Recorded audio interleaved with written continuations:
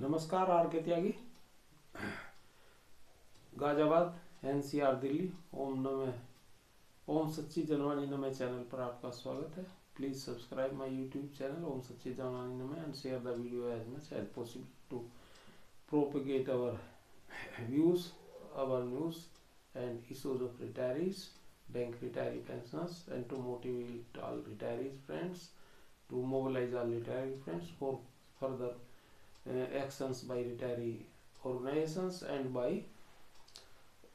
bank pension activists, whether protest demonstrations, rally and dharnas, or online campaigns, etc., etc.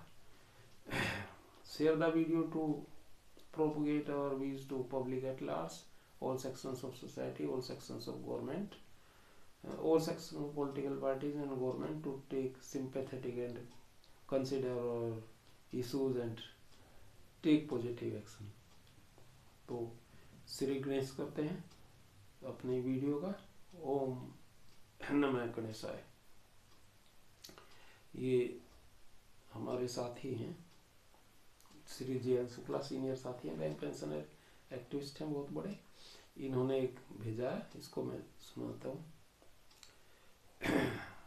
ये कहते हैं, हालांकि 3/1/2024 के उपरोक्त कैप्शन वाले मेल में हमने कहा था मोर के साथ बहस करना कीचड़ में सूअर के साथ कुश्ती करने जैसा है। इसका परिणाम यह होता है कि आप गंदे हो जाते हैं और सूअर इतना आनंद लेता है, लेकिन परिस्थितियों हमें मजबूर करती है कि कुछ यूनियन के संगठित अपराध जो इन्होंने आईबीए के साथ मिलकर पेंशन समझौते और पेंशन विनियमन में सन्निहित अधिकारों से पेंशनर्स को वंचित करने के लिए बर्पा है और अब खुद को अपराध मुक्त करने के लिए फर्जी कथानक घड़ रहे हैं का हम पर्दाफाश करें, सत्य को उजागर कर रहे हैं। साथियों, मैंने मफलर लगाया क्योंकि सर्दी बहुत है, 12:30 के ऊपर हो रहे हैं रात के। दिन में समय नहीं मिला था मुझे, तो ये मैं थोड़ा, आपको हो सकता है अच्छा ना लग रहा हूँ, लेकिन सर्दी ज़्यादा की वजह से लगा लिया। अब तक कोई भी पेंशन एक्टिविस्ट पेंशनर्स का समूह या कोई फोरम यूएफबीयू को useless forum of bank unions के नाम से संबोधित नहीं किया है।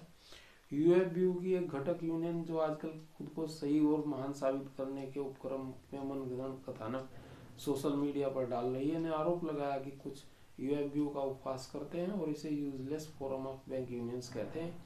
यह संबंधित यूनियन के फ्रस्ट्रेशन और टूटते मनोबल का द्योतक है और कभी जिस यूनियन ने यूएफबीयू के गठन में अग्रणी भूमिका निभाई थी, आज वही यूनियन कह रही है कि लोग यूएफबीयू को useless forum of bank unions कह रहे हैं। हालांकि सोशल मीडिया पर यह नामकरण पहली बार आया और यह भी उस यूनियन की तरफ से जिसने यूएफबीयू का गठन किया था। Is it to, are they ignorant और आर दे डेलिब्रेट जैसे वाक्यांशों से सच्चाई पर राख नहीं डाला जा सकता, जिसकी कोशिश यह यूनियन कर रही है। हाँ, आज के पेंशन सेवा में रहते हुए इन्हीं यूनियन के सदस्य थे, क्योंकि उनके वेतन और सेवा शर्तें समय समय पर अद्यतन यही यूनियन कराती थी। सेवानिवृत्ति के बाद यही यूनियन पेंशनर्स के मुसीबत का कारण बन गई, इसलिए पेंशनर्स के लिए उनकी पूर्व यूनियन बेकार हो गई। यूनियन और सदस्यों का मतलब का नाता होता है। यूनियनों ने पेंशनर्स को दरकिनार इसलिए किया कि उन्हें पेंशनर्स से कोई चंदा या लेवी नहीं मिलता।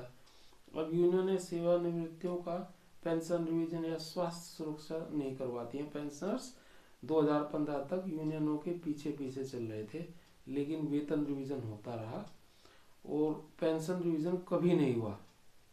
वेतन रिवीजन होता रहा, पेंशन रिवीजन कभी नहीं हुआ। भूखे भजन न हो तो गोपाला ले लो अपनी कंठी माला की लोकोक्ति है। बिल्कुल सही कहा, भूखे भजन न हो गोपाला ले लो अपनी कंठी माला की लोकोक्ति है।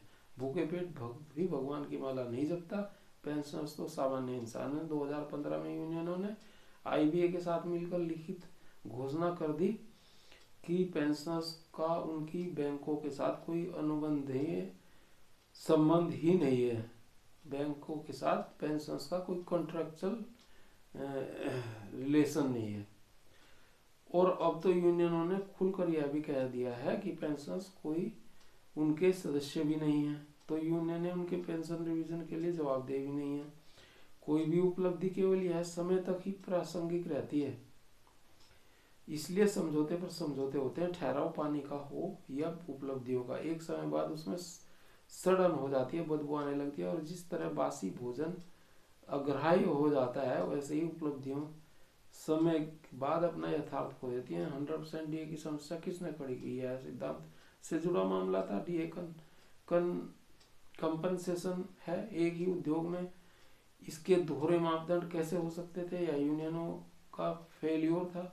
आज जिस तरह 100% डीए के औचित्य को स्वीकार करते इसे तय किया गया है, यह काम 2005 में भी हो सकता था। यह मुद्दा भेदभाव का था, इसे यूनियनों को तय करना चाहिए था, और यदि इस समय नहीं हो रहा तो यूनियनों को संगठनात्मक या अदालती कदम उठाना चाहिए था। अब यूनियनों ने कुछ नहीं किया, तब कोर्ट गए, फिर तो यूनियनों का कोर्ट का बहाना मिल गया। जैसे आज पेंशन रिवीजन को लेकर है, कोर्ट के बहाने 21 वर्षों तक हुए डीए नुकसान को आज जस्टिफाई किया जा रहा है।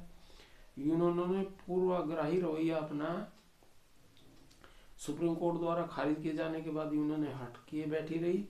अंततः जब परिस्थिति वसात सुधार हुआ तो यूनियन ने अब इसका श्रेय लेने का दावा करती है। दावा कितना शर्मनाक लगता है, क्योंकि यह एक गिरी हरकत है। क्षमा करें, 100% डीए यूनियनों की बदौलत हासिल नहीं हुआ, और सच्चाई को झुठलाएं नहीं। यह सच तो यह है कि 100% डीए परिस्थितियों की देन है, जिसे बाहरी ताकतों ने पैदा किया, और यूनियन ने तो कतई नहीं।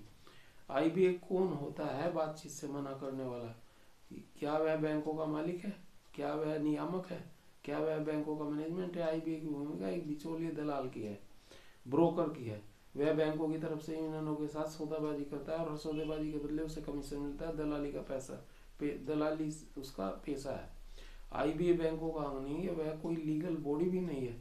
आईबीए की दुकानदारी यूनियनों की मेहरबानी से चलती है। जब आईबीए ने बातचीत से मना कर दिया तो मिन्नत करने की क्या जरूरत थी? यूनियन ने मिन्नत करने के लिए नहीं बनी है।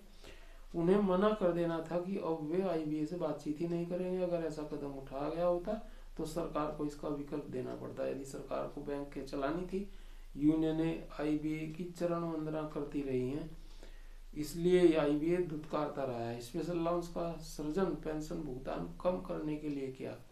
इस सच को स्वीकार करने के लिए धन्यवाद, लेकिन क्या यूनियनों ने बैंक कर्मियों से इसके लिए पूछा था?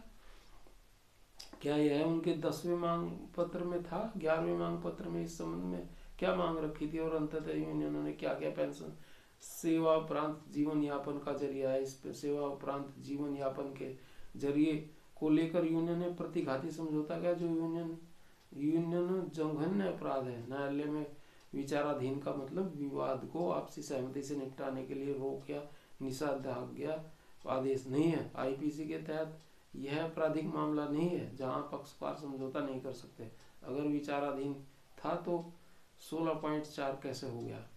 12वें समझौते में क्या करने जा रहे हैं, इसे उजागर करें। स्पेशल अलाउंस से पेंशनर्स हर महीने 1000 रुपया पेंशन गंवा रहे हैं, और यूनियन सब्सिडीज की कहानी बता रहे हैं। इस यूनियन का मंतव्य है कि अदालतें अवरोध पैदा कर रही हैं। किस अदालत ने समझौता करने पर प्रतिबंध लगा? कृपया बताएं। इस तरह यूनियन अदालतों को बदनाम नहीं कर सकती है संपूर्ण न्याय व्यवस्था की तौहीन है।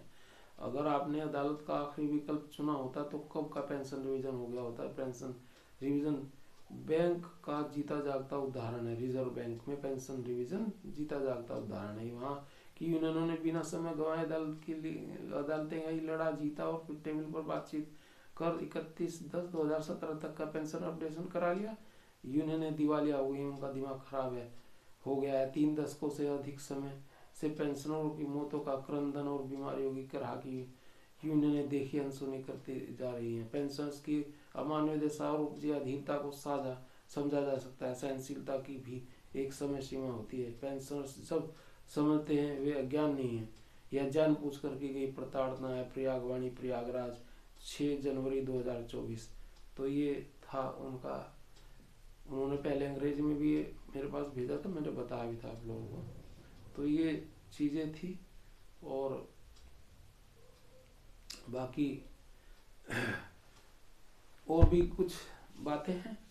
तो इसीलिए धरने प्रदर्शन लग रहे हैं, और 4 फरवरी को इसीलिए लगाया गया धरना प्रदर्शन। उसके बाद आईबीए पार्क भी इसीलिए लगा रही है।